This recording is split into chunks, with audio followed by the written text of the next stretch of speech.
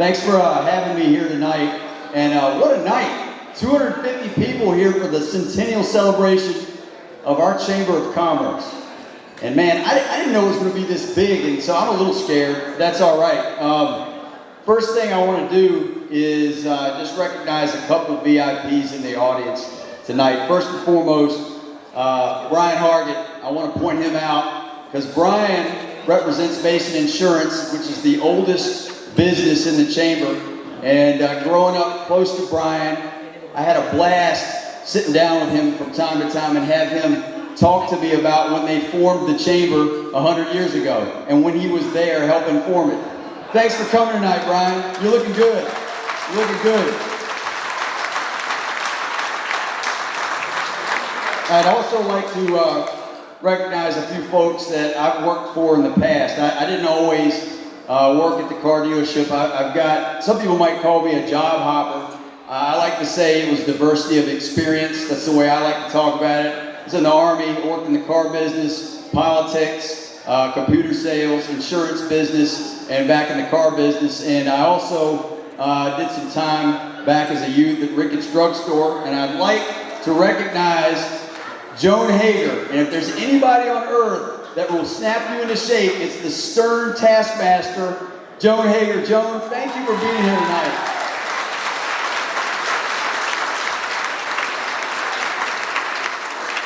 Also, you know, I did some time at Skydive Orange as a tandem skydiving instructor, and I'd like to recognize John and Whitney Stotts, who are back there, former co-workers and bosses.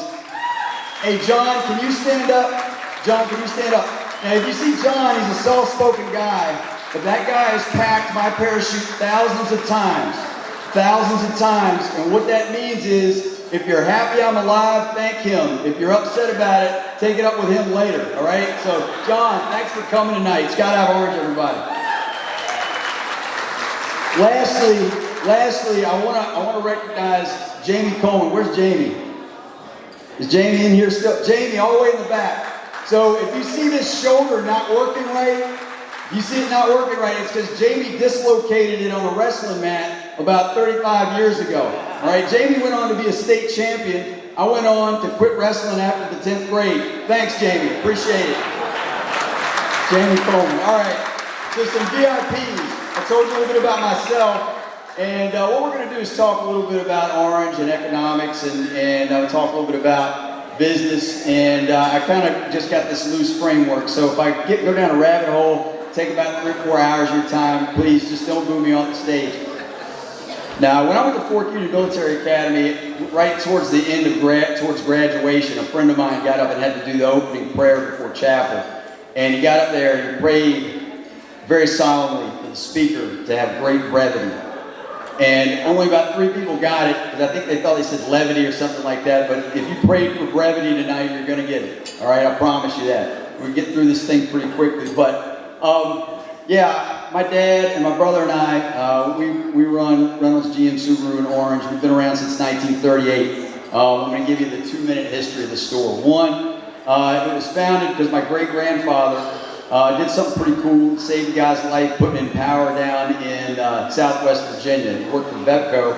They moved him up here, and he had a 3rd grade education and couldn't do the admin work. And I think he also got fired partly because the rumor is he drove a truck through a bonfire on a dare. And so this middle of the Depression, he wanted his old job back, and they said, no, it's the Depression. You don't get your old job back. So Granddaddy liked tinkering with cars, and he liked selling cars, and so he opened a service station right up where the State Farm office is now. Soon after, he moved across the street to where McDonald's is, and funny story, my Uncle Roy, some of y'all probably knew my Uncle Roy Reynolds, was filling up gas in the kind of, you know, right before World War II, and Rommel came through town. He was studying Jackson, and he came through, and my uncle filled his tank up with gas. Earl Rommel, it's a field marshal, and for the German army. And a few years later, Uncle Roy was in North Africa getting artillery put on his head by Erwin Rommel. So it's funny how things turn around, but that's kind of historically where we went through that. later in the 70s and 80s, we picked up Subaru franchise in the 90s, and here we are today. Starting from those very humble beginnings, we sell 120 cars a day. I mean, not a day, I wish we did. 120 cars a month and about 1,300 repair orders a month. So we employ over 70 people, and we enjoy being members of the Orange community. It's been good to us, and so thank you all for that. I promise you that this is not an infomercial for us. I just want to kind of give you a baseline for what I'm really going to lead into and make my point talking about tonight. Our philosophy and mission. Our mission is to provide our customers with a transparent and market-based pricing experience and environment to facilitate a trustworthy, fun, and easy experience for your automotive needs. That's what we do. And that may sound cool and buzzwordy, but I'm going to circle back to it later. I want you just to think rhetorically if that sounds unique or special to you. Don't answer out loud. Just think to your head if that sounds like unique or special. So I'm going to get back to that. But what we do here in Orange, Virginia, and we're a proponent of this, is we are in what is known as a rural or local economic tapestry. Okay? Our economy is not autonomous. It is a tapestry, just like you weave, in that all the pieces work together. My business, your business, your business, your business, everything works together. And so, from day one, I remember hearing my granddad talk, my great-granddad I didn't know, but I remember my granddad, Chester, talking about how it's important to deal local. It's important to deal local. And the reason for that is because if my business is strong, then your business is strong. If yours is strong, your neighbors are strong. If they're strong, then we're strong. We're mutually supportive, and with the local economy being a mini GDP, each one of us represents a much larger percentage of our economy than you would in a Northern Virginia or New York City or something like that. Hallelujah. Yes, thank you. So what that means is that each one of us is more important to our community and our economy than we would be if we were in a more urban area. Consequently, I've seen successful businesses and unsuccessful businesses come through our community. And the successful ones kind of live by this. And I think about one day I was at the store. I just left the Army, and I was back just kind of early 2000s, and sitting in the office with Dad. He was probably telling me how I didn't like look at a car right or something. But anyway, phone rang. It was Tony Preddy, and Tony was on the phone. And he said, "Hey, Kevin, we need a vehicle, and it's your turn." And Dad goes, "What do you mean it's my turn?" He said, "Well, we buy one from you, then we buy one from Steve and Donnie Herndon, and then we buy one from Dave Watson, and then we just rotate it, because, that's what you do." And Dad goes, "That makes perfect sense." Tony was a good businessman and a good man, and that's the way he did business, and it worked. And so that's an example of what I'm talking about. He dealt locally. He just rotated who got to sell him the car. His only requirement is, you gave him a good deal, and we did. So the other kind of key tenet of a local economy, when you look into studying, is the importance of embracing new ideas and new businesses, and businesses that don't necessarily come to mind when you think of what to do in a rural economy. And we're very fortunate in that we've got real estate and space and lots of really good, smart people from diverse backgrounds here. And when I started jumping at Skydive Orange back in 2004, it was a smallish drop zone. And there was a goal among the leadership there to make it the premier drop zone in Virginia and the East Coast. And the last time I checked, it was the largest club-owned drop zone on the planet. On the planet. Okay? And the last time I checked, it was number 2 as far as bringing tourists into the county. So as a tourism-based economy like we have here, that's the number 2 next to Montpelier. So when you're second to President Madison's home, it's pretty solid. So I give you guys a lot of props back there. I didn't have anything to do with that. I just carried people out of airplanes and helped people not die. So great job to the leadership team there. Thank you so much. So embrace non-standard businesses and organizations into our community. Thirdly, another key tenet of success in this community is to know your community and embrace it. Okay? I've seen people come into town and they're from outside and they're proud they're from outside and they want to stay separate from us other than get our business. They rarely work. They rarely work. I'm not going to say any names, but I remember in the early 80s there was a single point Chevy franchise that came to town. And the guy, I remember Dad sitting at the dinner table and saying, man, this guy's saying he's going to teach us hillbillies how to sell cars and do all this stuff. And he's a successful guy from out of town. And he lasted about 6 months. Because that's the attitude he had towards us. Turned around 5-10 years later, Steve and Donnie Herndon brought a single point Chevy franchise to town and thrived for 20 years and did a fantastic job. And they ran a business honorably and profitably and effectively. And I got nothing but love and respect for those guys. And that's the difference. It's because they embraced this community. They embraced the people in this room. And that is, I just dropped my notes. And that is why they succeeded. Same product, same town, same economy, different people doing the right thing versus not. That is a key to success here in Orange, Virginia. So I circle back to talking about the philosophy that I shared and I asked you. I was like, does that seem unique? Did anybody think that was unique? Yeah. Say again? Yeah. You think it is? Okay. I would contend that it's unique in all organizations, but I would contend it's also mundane in good organizations. It's mundane in good organizations. That's the norm. I mean, think about this. Where's Ryan Gibson? Is he still here? Hey, Ryan. Hey, if I walked into your place and wanted to rent a tent, and do you think it would be fair to say that your mission would be to provide me with a transparent and market-based environment to facilitate a trustworthy, fun, and easy experience in getting a tent?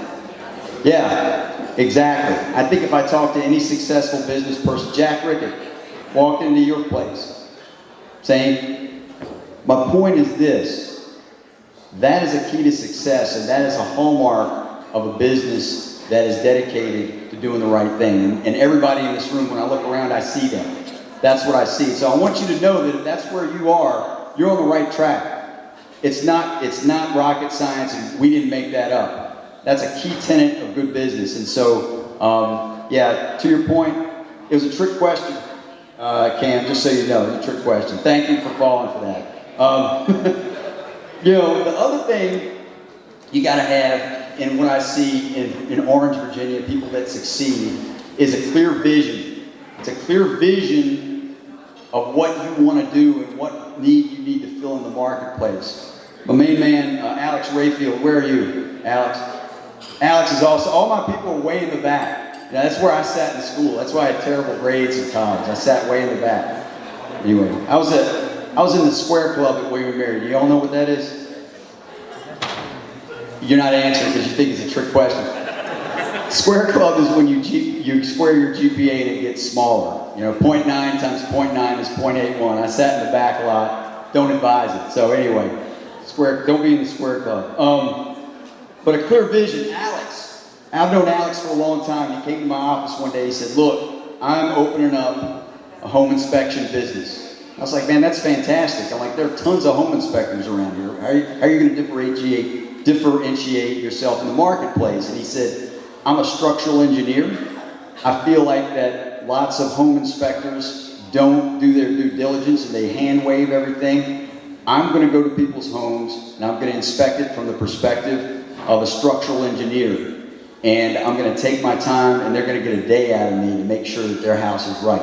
I feel like there's a gap in the marketplace for that. And on top of that, I'm going to do that immediately. And I love Orange, I love Central Virginia, and I'm going to be here for a long time. I was like, okay, I dig it, man. And I said, do you have a card? And he dropped off about 1,000 cards on my desk. So Alex has a clear vision. If you have a clear vision and you have a good philosophy, and you're willing to deal locally, you will succeed here in Orange. Lastly, the work ethic. God, I see so many hard workers in this room. Every one of you. You know, you gotta have grit. Yeah, you gotta have grit. And, when I think of grit, my granddad started on the milk truck after he quit school. He quit school in the 8th grade because teachers, they called him an imbecile. And he looked it up and figured out what that meant, and he said, I'm not going back.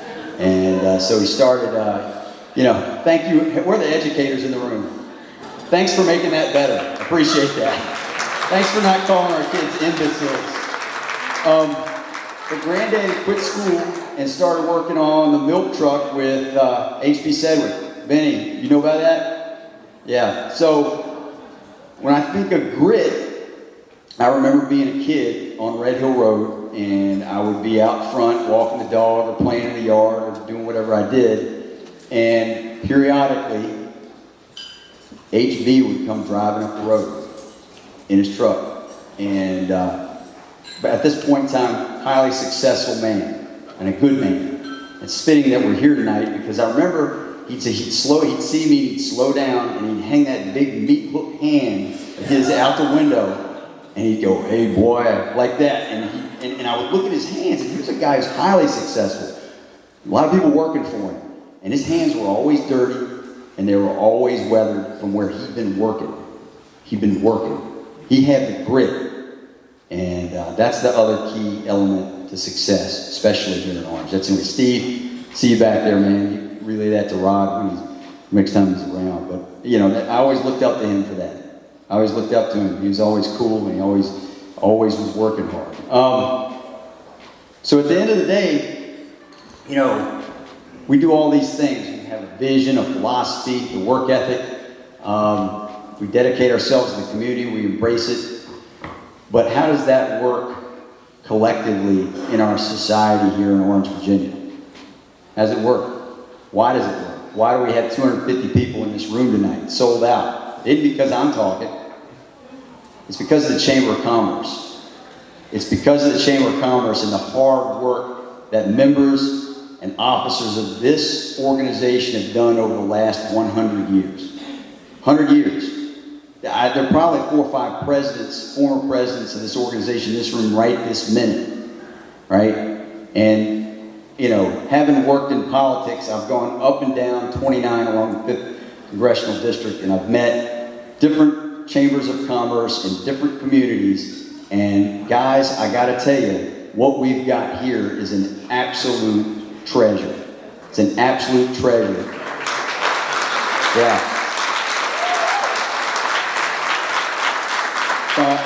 At the end of the day, know that we've got it good here in Orange, and we've got it good because we are good stewards of the economy of Orange, Virginia. We need to continue doing that. Thank you for having me tonight, and happy 100th birthday to the Chamber of Commerce. Thank you.